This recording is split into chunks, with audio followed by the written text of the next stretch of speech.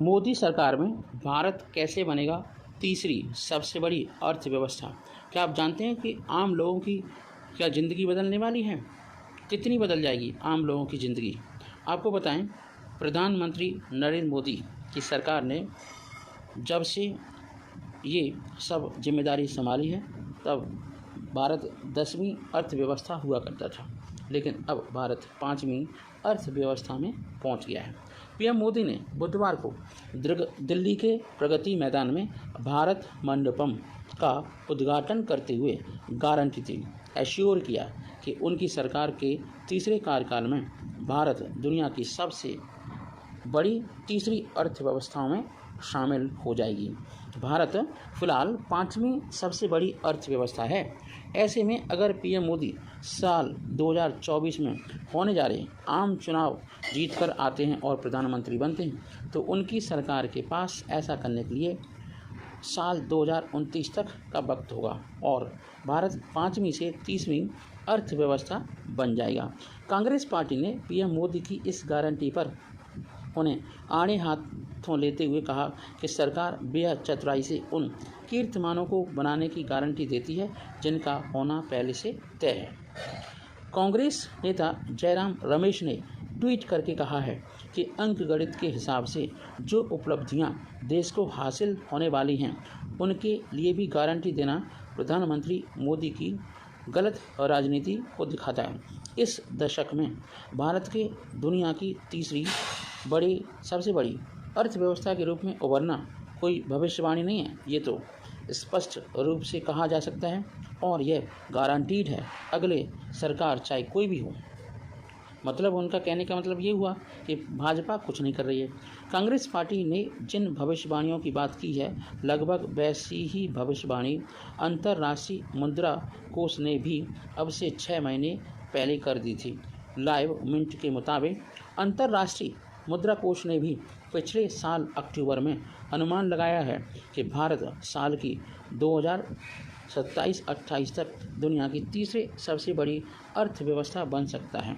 IMF के साथ ही वैश्विक वित्तीय फर्म मॉर्गन स्टैनली ने भी पिछले साल अनुमान लगाया था कि साल 2027 तक भारत अमेरिका और चीन के बाद दुनिया की तीसरी सबसे बड़ी अर्थव्यवस्था बन जाएगा। जय हिंद, जय भारत। आपको बताएं कि मोदी काल में अर्थव्यवस्था कहां से कहां पहुंच सकती है। पीएम मोदी के प्रधानमंत्री पद पर रहते हुए भारत की अर्थव्यवस्था दुनिया की 10वीं सबसे अर्थव्यवस्था से 5वीं सबसे बड़ी अर्थव्यवस्था बनने में सफल हो चुकी है। लेकिन इसकी वजह क्या है वो देखते हैं। किसी भी देश की अर्थव्यवस्था के आकार का मानक उस देश की GDP होती है और बीते 9 सालों में भारत की GDP में तेज उछाल दर्ज किया गया है। हालांकि कांग्रेस के कार्यकाल में GDP की अधिकतम विकास दर 2010 में 8.5% दर्ज की गई थी, जबकि कोविड के दौरान दुनिया की सभी अर्थव्यवस्थाओं की तरह भारत की वृद्धि की जगह गिरावट दर्ज की गई थी, मतलब रिसेशन। भारत की GDP कैसे बढ़ रही है, क्या आपको जानकारी है? साल 2014 से 2023 के बीच भारत की GDP में कुल 83% की बढ़त दर्ज की गई है। 9 साल की वृद्धि दर के मामले में भारत चीन से सिर्फ 1% नीचे रहा है, क्योंकि चीन की GDP 84% की बढ़त दर्ज की गई है। वहीं इन 9 सालों में अमेरिका की GDP की बढ़त दर 54% रही। लेकिन इन 3 अर्थव्यवस्थाओं को छोड़ दिया जाए तो GDP के लिहाज से शीर्ष 10 देशों में शामिल कुछ देशों की GDP बढ़त दर कम हुई है या बढ़ी नहीं है, ऐसे कह सकते हैं। इस दौर में भारत 5 देशों को पीछे छोड़कर दुनिया की 5वीं सबसे बड़ी अर्थव्यवस्था बना है। इनमें से ब्रिटेन, फ्रांस और रूस की GDP में बढ़त की दर क्रमशः 3, 2 और 1% रही। वहीं इटली की GDP बढ़त दर में वृद्धि बिल्कुल नहीं हुई। ब्राज़ील की GDP में 15% का रिसेशन देखा गया। ऐसे में भारतीय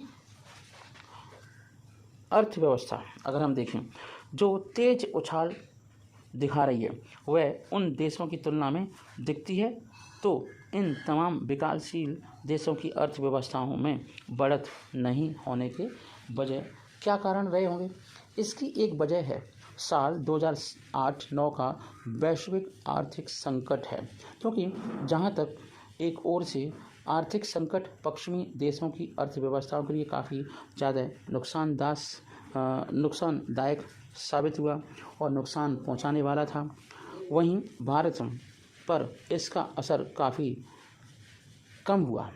अगर भारतीय जीडीपी मौजूदा औसत 6-7% की दर से भी आगे बढ़ती रहती है तो भी वह साल 2027 तक जर्मनी, जापान को पीछे छोड़कर दुनिया की तीसरी सबसे बड़ी अर्थव्यवस्था बन जाएगी, क्योंकि इन देशों के लिए 6-7% बढ़ोतरी तकरीबन असंभव ही है, क्योंकि जर्मनी और जापान की विकास दर क्रमशः 2.5 और 1.5% ही है। अर्थव्यवस्था बढ़ने का मतलब क्या होता है? किसी भी देश की अर्थव्यवस्था बढ़ने से आशय है या मतलब है कि उसकी जीडीपी बढ़ने से है, और जीडीपी का मतलब उस देश की में एक साल में तैयार किए गए माल और सेवाओं की कुल वैल्यू है। उदाहरण के लिए, अगर आप साल भर खेती करते हैं जिसका बाजार में मूल्य 10 लाख रुपए है, तो आपकी वार्षिक जीडीपी 10 लाख रुपए हो गई। ऐसे में अगर आपकी वार्षिक जीडीपी 10% की दर से बढ़त होती है तो आपकी जीडीपी बढ़त दर 10% ही कही जाएगी।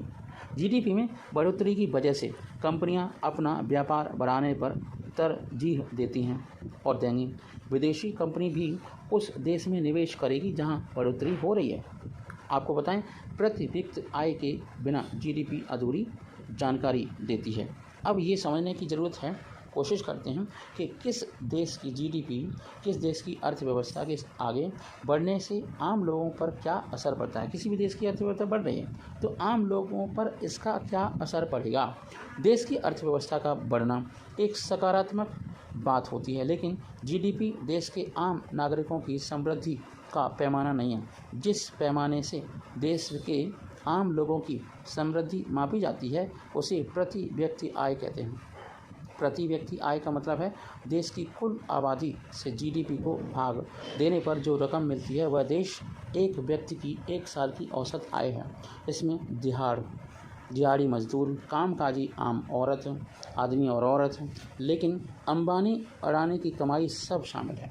सबका पूरा बराबर की हिस्सेदारी होती है जीडीपी में, जिसका यह औसत है कि बहुत सारे लोग इस औसत से अधिक कमाते हैं और बहुत सारे लोग बहुत कम। इस तरह से आम आदमी की आर्थिक हालात का मोटा संकेत है।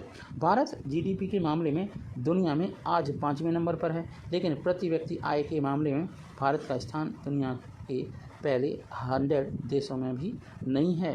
यही तो समस्या है। इसकी 2 अहम वजह हैं।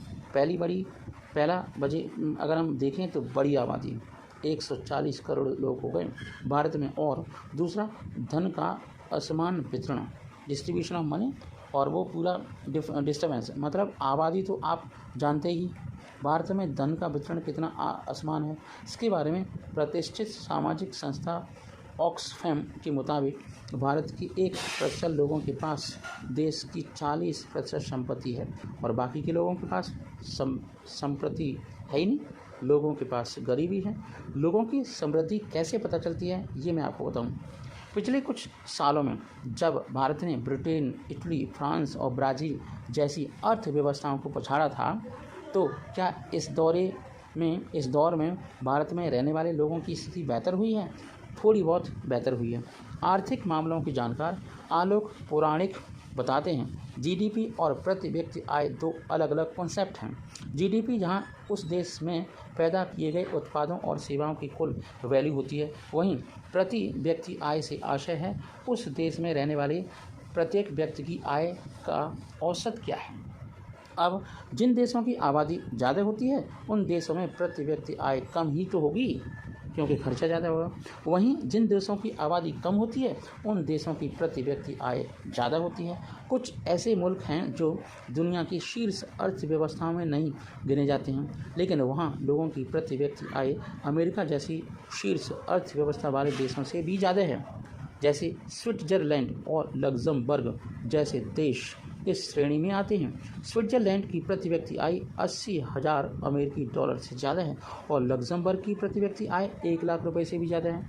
लेकिन अर्थव्यवस्थाओं की सूची में स्विट्जरलैंड 20वें स्थान और लग्जमबर्ग सूची में 72वें स्थान पर है। अब भारत में ने पिछले 9 सालों में Brazil, Canada, France, Italy, Britain को पछाड़ा है, लेकिन इनमें से हर देश की प्रति व्यक्ति वार्षिक आय भारत के मुकाबले कई गुना ज़्यादा है।